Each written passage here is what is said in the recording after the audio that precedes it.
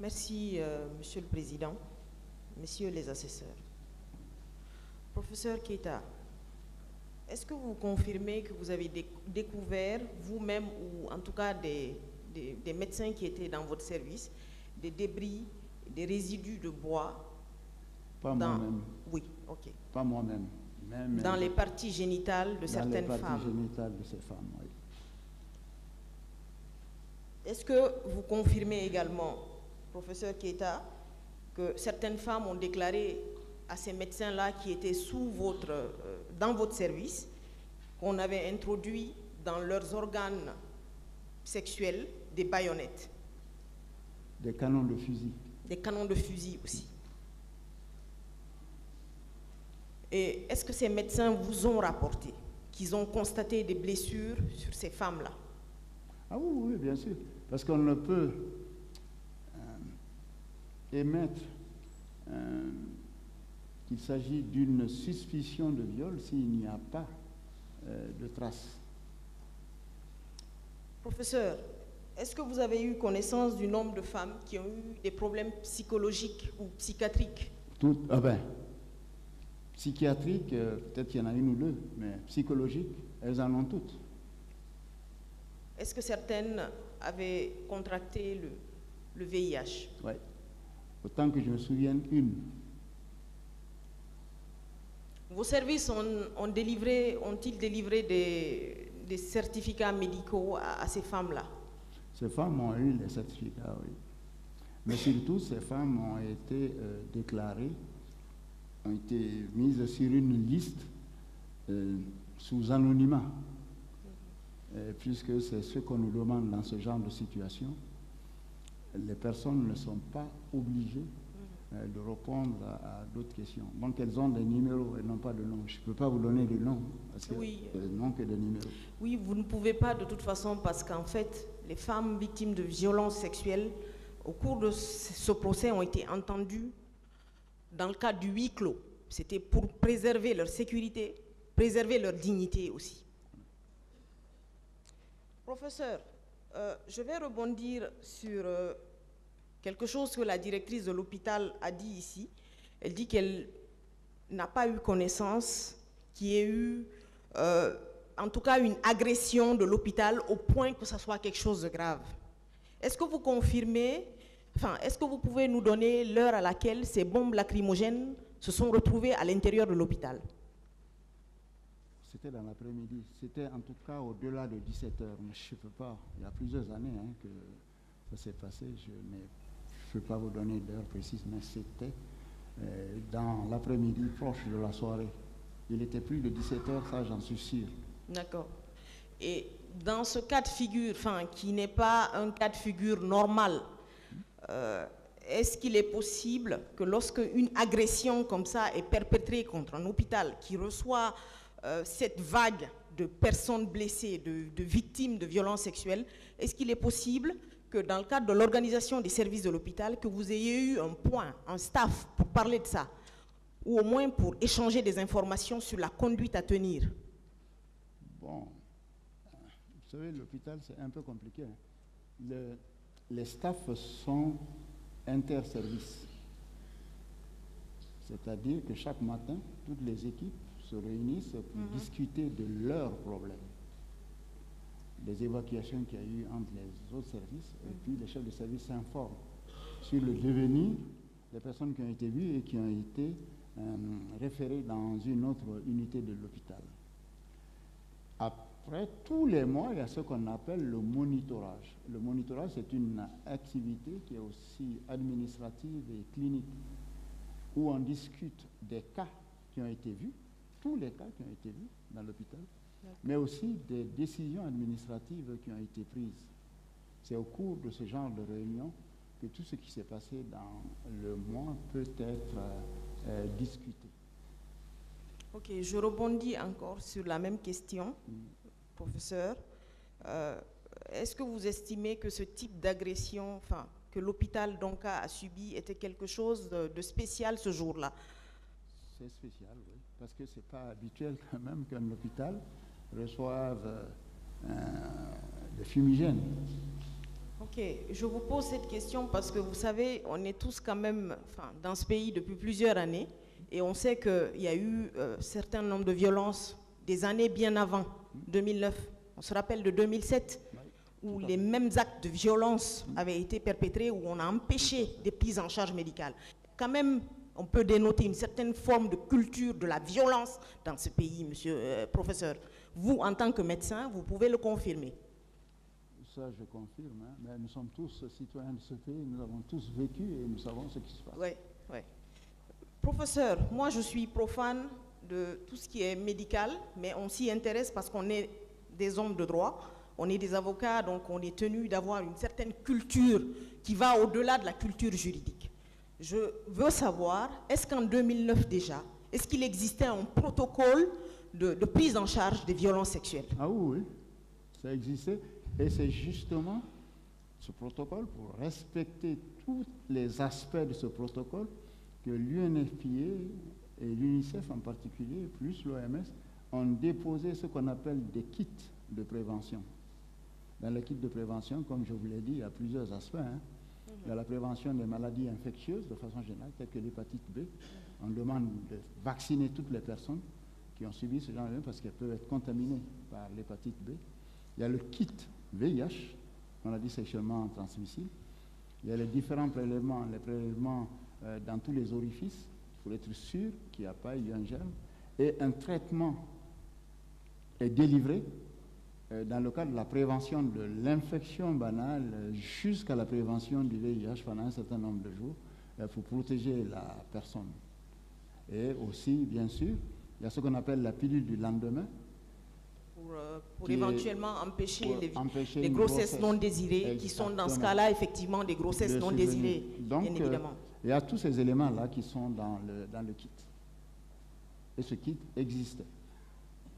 Ok, nous avons entendu ici la directrice de l'hôpital. On se demande finalement s'il y avait une véritable collaboration entre vous, parce qu'ici, à la barre, il y a quelques jours, elle a affirmé qu'à l'époque, on ne parlait pas de viol, mais qu'on parlait de soupçon de viol.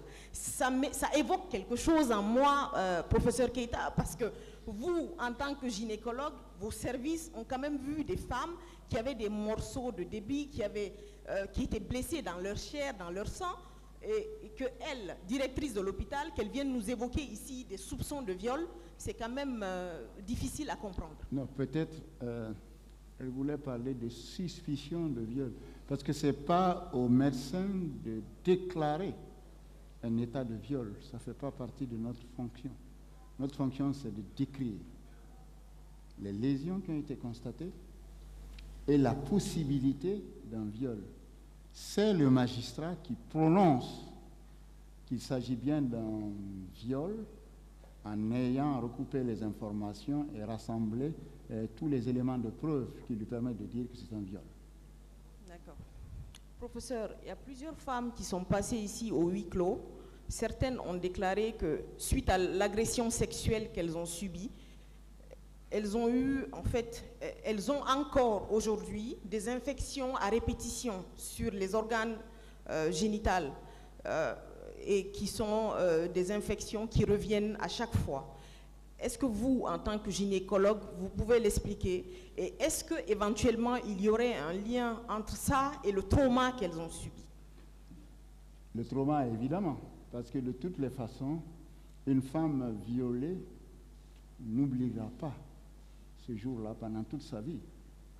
Et ça a des degrés divers, hein, et ça dépend de la personnalité de la personne. Mais ce qu'il faut retenir, c'est qu'une violée a toujours des problèmes psychologiques qui restent très longtemps dans la durée.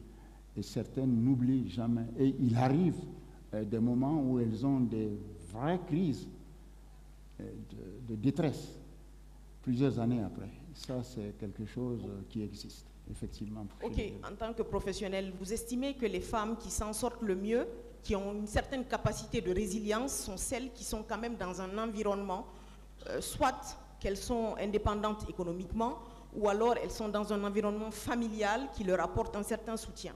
Mais il se trouve que la plupart des victimes qui comparaissent, certaines ne sont pas dans cette situation, donc elles sont retraumatisées. Je confirme. D'accord. Merci, professeur. Merci, Monsieur le Président, messieurs les assesseurs. Monsieur le Président, ce procès est un moment d'espoir pour notre pays. Notre pays, depuis son accession à l'indépendance, a connu beaucoup de crimes et beaucoup de violences d'État. Et ces violations des droits humains, ces violations des droits fondamentaux ont énormément impacté l'évolution et le développement de notre pays. Monsieur le Président, depuis près de 19 mois, les victimes ont défilé à ce tribunal. Il y a des moments où on a eu l'impression que ce procès avait une espèce de forme thérapeutique pour les victimes. Je pense qu'elles venaient là et elles avaient la sensation d'être entendues, d'être écoutées, mais aussi elles avaient la sensation que, pour une fois, leurs paroles étaient prises en compte. Leurs souffrances étaient prises en compte. Leurs douleurs et celles de leur famille étaient également prises en compte. J'ai noté au cours de ces derniers mois, voire de ces 19 mois ou plus, Monsieur le Président, que je rencontrais dans cette salle des victimes qui venaient là avec une certaine satisfaction de savoir qu'il y avait des personnes dans le box des accusés, une satisfaction de savoir qu'enfin, elles allaient avoir droit à la parole. Monsieur le Président, ma plaidoirie va être une espèce de synthèse de tout ce que mes confrères ont brillamment développé depuis le 13 mai à cette barre, Monsieur le Président. Je vais, avec une grande humilité, me contenter de parler des souffrances des victimes, de parler aujourd'hui, Monsieur le Président, Messieurs les assesseurs, de la légitimité de la réparation, du fait qu'elle mérite réparation, Monsieur le Président. Et je terminerai, Monsieur le Président, ma plaidoirie pour vous dire que la décision qui est attendue de votre tribunal, doit marquer un tournant décisif pour notre pays, tournant décisif dans le sens de l'instauration de ce que l'on pourrait appeler, Monsieur le Président, une culture de la redevabilité. Une culture de la redevabilité qui est vraiment attendue dans notre pays. Monsieur le Président, on a eu plus d'une centaine de victimes qui ont défilé à votre barre. Nous avons entendu ici certaines femmes décrire leur douleur, leur souffrance, la souffrance de leurs enfants, la souffrance de leur famille. Nous avons entendu également des hommes parler de leur douleur, de leur souffrance. Nous avons vu ici certains pleurer la disparition de leurs proches. Disparition dans le sens vrai du terme. Pas que la personne n'existe plus, mais parce que le sort de la personne n'a jamais été élucidé. Monsieur le Président, nous avons entendu à cette barre une jeune dame nous parler de ses souffrances au stade, du fait qu'elle a été violée, du fait qu'elle a été battue, du fait également, Monsieur le Président, qu'elle a dû être obligée, par des militaires ce jour-là, de ramasser des grenades. Et qu'on lui a également demandé, Monsieur le Président, de prendre des seaux et de nettoyer des cadavres, Monsieur le Président. C'est assez difficile d'imaginer que cela puisse se passer, Monsieur le Président, sur les 246 km² de notre pays, Monsieur le Président. Qu'on soit allé au stade revendiquer des droits, mais que cela finisse par des viols, mais aussi qu'on soit obligé d'aller ramasser des grenades pour le plaisir de bourreaux. C'est juste difficile d'imaginer que cela a existé dans notre pays. Nous avons entendu ici, Monsieur le Président, pendant des années, des questionnements sur pourquoi vous êtes allé au stade. Et même dans cette salle d'audience, à plusieurs reprises, on a entendu des questions demandant aux victimes « Mais pourquoi tu es allé? Tu savais ce qui t'attendait quelque part. » Cette même jeune dame dont je relate l'histoire, Monsieur le Président, qui s'est présentée ici au huis clos, a dit que 2 mois plus tard, elle a été harcelée à la clinique mère et enfant, pendant qu'elle essayait de panser ses blessures, pendant qu'elle se cachait. Peut-on imaginer un seul instant les souffrances de cette jeune femme qui continue, malgré plusieurs thérapies, à faire des crises, à vivre avec ces crises, Monsieur le Président?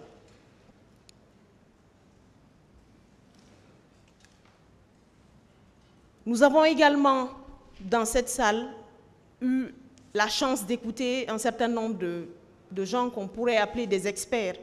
Nous avons entendu ici, à cette barre, Monsieur le Président, le professeur Namori Keita, qui a relaté une histoire qui nous a tous énormément marqués, l'histoire de cette jeune fille qui avait 17 ans. Il a appelé ça une triple punition. Violée pendant qu'elle n'avait jamais connu auparavant des relations intimes, violée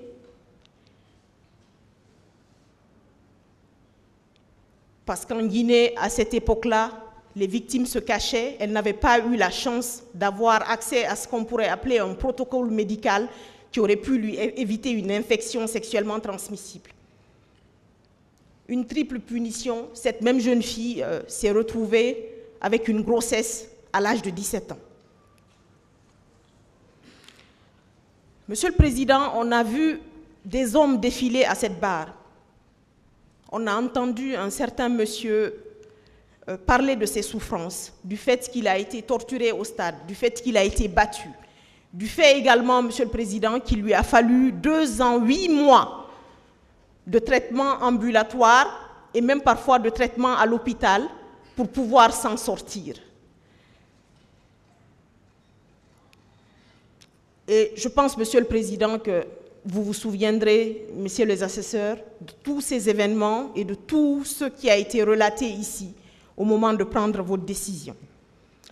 Nous avons eu le supplice ici, Monsieur le Président, d'écouter un monsieur qui est venu raconter l'histoire de sa mère, qui était une militante d'un parti politique et dont les photos ont défilé pendant des années sur les réseaux sociaux et partout.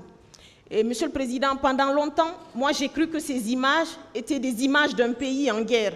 J'ai jamais imaginé un tel instant, même moi qui avais énormément d'images des événements du 28 septembre, que ces images de cette femme-là, que c'était une de nos citoyennes, que c'était une de nos compatriotes, Monsieur le Président.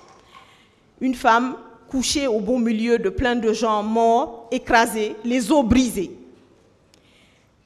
Et dans le témoignage assez glacial et assez douloureux de son fils ici, Monsieur le Président, vous avez entendu qu'il dit qu'il a pu aller à la morgue et que finalement, les corps, parce que lui-même médecin de son état, il a précisé ici que les corps sentaient mauvais. Donc, Monsieur le Président, les douleurs des victimes ne se limitent pas simplement au stade où les horreurs se sont produites, mais on refuse à ces corps un traitement digne. Et finalement, les victimes, enfin, les descendants des victimes, si on peut appeler ça ainsi, sont retraumatisés parce que non seulement elles ne peuvent pas faire leur deuil de la façon qui sied. Monsieur le Président, on a eu la tristesse de voir une femme brave qui a défilé à votre barre également, Monsieur le Président. Et cette femme a eu le courage de venir et de dire « je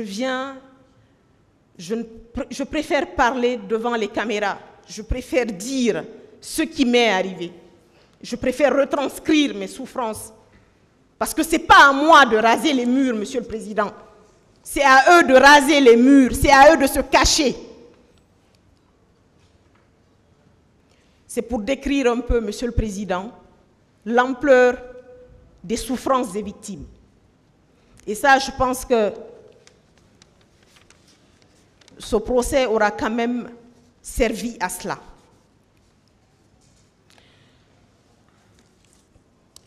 Monsieur le Président, nous avons vu ici des victimes traquées à l'intérieur de nos hôpitaux. Ça veut dire que les crimes perpétrés au stade n'ont pas suffi. Je ne rentrerai pas dans des qualifications juridiques parce que tout simplement, Monsieur le Président, mes excellents confrères l'ont fait depuis plusieurs jours en parlant de crimes contre l'humanité, en parlant d'assassinats, de meurtres, de pillages, de viols, de tous ces crimes-là commis sur des centaines de nos compatriotes, Monsieur le Président. Monsieur le Président, moi je parlerai tout simplement de crimes contre les droits fondamentaux, des atteintes au droit à la vie, des personnes qui étaient tout simplement allées au stade pour dire non à un système de gouvernance. Méritait-elle ce sort? Non. Monsieur le Président, on a quand même quelque part des leçons à tirer de tout ce qui s'est passé ici, dans cette salle d'audience. Mon confrère Bernard Sadissi Milimono, dans sa brillante plaidoirie, a dit que lorsque vous seriez dans le secret de vos délibérations, qu'en parlant de réparation et en parlant d'indemnisation, que les victimes devraient avoir une place primordiale dans votre décision. Monsieur le Président, moi je continue à rêver et je vous dis tout simplement que l'on devrait demander à l'État, parce que mes confrères ont parlé d'un soutien, ou en tout cas d'un fonds qui serait garanti par l'État. Il faut absolument, Monsieur le Président, un fonds de soutien à ces victimes.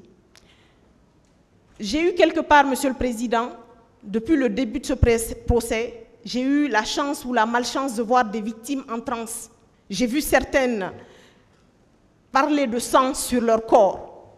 J'ai vu certaines femmes décrire leur douleur, d'imaginer encore qu'il y avait un canon de fusil introduit dans leur partie intime, Monsieur le Président. Aujourd'hui, Monsieur le Président, je pense que votre décision comprendra la légitimité de mettre en place un fonds de soutien médical, pour ces victimes. Parce qu'on aura beau leur payer des milliards, il faudra qu'en permanence, elles soient suivies. Plusieurs femmes d'un certain âge vous ont dit ici qu'à cause des viols qu'elles ont subis, elles sont encore soumises à ce qu'on appelle des infections qui seraient parfois des troubles psychologiques, Monsieur le Président. Des troubles psychologiques à tout ce qu'elles ont subi. Monsieur le Président, beaucoup de choses ont été dites à la barre de votre tribunal. On a entendu Madame Abbé, qui est l'une des seules victimes qui a reconnu son violeur. Et nous savons dans quelles conditions elle a reconnu ce violeur parce qu'elle le connaissait bien avant. Monsieur le Président, nous attendons également de votre tribunal que vous preniez en compte un certain nombre de questions qui sont prises en compte dans un certain nombre de jurisprudences internationales. Dans plusieurs arrêts de la jurisprudence internationale, je vous parlerai par exemple pour les cas de viol de l'arrêt Colonel, qui est un arrêt de la Cour du Sud Kivu, un arrêt rendu par un tribunal militaire. Et ce tribunal militaire a arrêté plusieurs militaires qui étaient impliqués dans des crimes contre l'humanité, Monsieur le Président. Et l'implication dans ces crimes contre l'humanité, pour les cas spécifiques de viol, cet arrêt reconnaît la victime elle-même comme étant un témoin vivant. Monsieur le Président, il faut le préciser, ces femmes et même ces hommes sont des survivants et des survivantes. Cet arrêt Colonel vient mettre en évidence un certain nombre de facteurs qui sont que, en général, ces femmes-là ou ces hommes-là qui sont survivants de ce type d'atrocité n'ont aucun autre témoin parce que ces personnes sont quelque part, Monsieur le Président, Messieurs les assesseurs, la preuve vivante des crimes qui ont été commis. Monsieur le Président, que dire d'un d'une victime ou d'un survivant, comme l'a brillamment développé ici mon confrère Bernard Sadi Similemono quand il parlait de M. Serouna Bari. M. Serouna Bari poignardé parce qu'il est costaud et qu'il ressemble à un buffle, parce qu'il est fort. C'est seulement là qu'il survit, Monsieur le Président, aux atrocités qu'il a subies. Et de toute façon, il a quelque part la chance de s'en sortir. Et il vous dit d'ailleurs à la barre de ce tribunal, Monsieur le Président, qu'il aura fallu que sa mère vende leur domicile familial pour qu'il puisse se soigner pendant des années. Donc, Monsieur le Président, vous comprendrez l'utilité de la mise en place de ce fonds de soutien médical aux victimes qui vivent avec les séquelles, qui ont des enfants, qui ont vu leur vie brisée.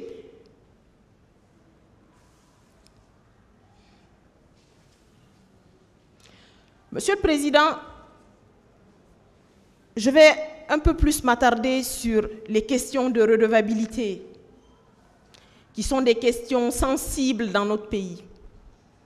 Questions de redevabilité parce que tout simplement, aujourd'hui, nous avons à la barre de ce tribunal 11 accusés, dont un est en fuite. Et nous avons à l'époque, à la tête de ce pays, quelqu'un qui a tous les rêves possibles. Il vient vendre aux Guinéens le fait que lui, il peut développer ce pays. Il peut nous apporter de l'eau, de l'électricité. Mais Monsieur le Président, au stade du 28 septembre et les jours qui ont suivi, on refuse aux Guinéens le droit à la vie. Les atteintes au droit à la vie, Monsieur le Président, sont le noyau dur des droits humains. C'est bien regrettable, Monsieur le Président, qu'un 28 septembre 2009, le jour où la Guinée a dit non aux colonisateurs, qu'on refuse aux Guinéens, Monsieur le Président, le droit de dire non à un système. C'est quand même assez ahurissant, Monsieur le Président. Nous avons donc un monsieur à la tête de ce pays à l'époque, Monsieur Moussa Dadis Camara, qui aujourd'hui dit qu'il n'est en rien responsable de ce qui est arrivé. Monsieur le Président, dans la jurisprudence internationale, ou en tout cas dans les pays de tradition romano-germanique, il est arrivé à un moment donné qu'on poursuive des ministres. C'est le cas de la Haute Cour de justice en France, où on a poursuivi des ministres, tout simplement parce qu'il y avait eu des drames tels que l'histoire du sang contaminé en France. Et à l'époque, il y avait une théorie qui courait, c'était que, sont-ils coupables? Non. Mais est-ce qu'ils sont responsables de ce qui est arrivé? Monsieur le Président, nous nous rappelons du Dadis Show. Nous nous rappelons de M. Moussa Dadis Camara, après ces drames. Nous le voyons encore dans sa chambre à coucher, devant les télés de France 24, où il explique qu'il ne pouvait pas contrôler cette armée et que cette armée est désorganisée depuis 50 ans. Mais, Monsieur le Président, vous avez suivi ici, depuis le 28 septembre 2022, que M. Moussa Dadis Camara a quand même eu un plan pour arriver au pouvoir. Lorsqu'on a un plan pour arriver au pouvoir, on cherche un plan pour gouverner. Mais lorsqu'on n'a pas de plan pour gouverner, c'est qu'on n'est pas fait pour gouverner, Monsieur le Président. Monsieur le Président, il y a d'autres interviews de M. Moussa Dadis Camara que l'on retrouve très difficilement aujourd'hui parce qu'à l'époque, c'était un peu difficile de conserver un certain nombre de choses. Vous avez des interviews de lui sur Africable où M. Moussa Dadis Camara développe que c'est les opposants qui sont responsables de tout ce qui est arrivé au stade. Il développe cela de la façon la plus simple que possible, avec une véhémence parce qu'il y croit, bien évidemment. Mais ce qui est dramatique, Monsieur le Président, c'est que même dans ces vidéos, ou dans l'une des vidéos dont je parle, vous verrez le capitaine Moussa Dadis Camara dire à la fin de la vidéo qu'il est le père de la nation. Il n'est pas père de la nation qui le veut. Lorsqu'on est père de la nation, on assume. Lorsqu'on est père de la nation, on ne laisse pas des corps de Guinéens pourrir, se fissurer dans les morgues. On ne dissimule pas ces corps de cette façon, Monsieur le Président. Lorsqu'on est père de la nation, on assume ce genre d'acte. Parce que tout simplement, on a une certaine responsabilité morale. Monsieur le Président, je pense qu'à la barre de ce tribunal, sur les questions de redevabilité, sur le fait que les victimes réclament une réparation, mais elles réclament également justice. Elles réclament que ceux qui étaient à la tête, ou en tout cas ceux qui ont activement participé à ce massacre, payent. Nous avons vu ici un personnage qui refuse catégoriquement que sa responsabilité soit mise en cause. On l'a entendu ici, Monsieur le Président, à plusieurs reprises. Il a dit, ceux qui sont allés au stade n'ont qu'à assumer. Moi, je n'ai absolument rien à voir là-dedans. Donc, on a 157 morts. On a un nombre de disparus inconnus. On a plus de 109 femmes violées, détruites. Mais on a un président de la République qui veut bien les honneurs, mais qui refuse les horreurs. Monsieur le Président, on n'est plus dans ce monde-là où on accepte les honneurs pour refuser les horreurs. Lorsqu'on accepte les honneurs, on assume aussi les horreurs.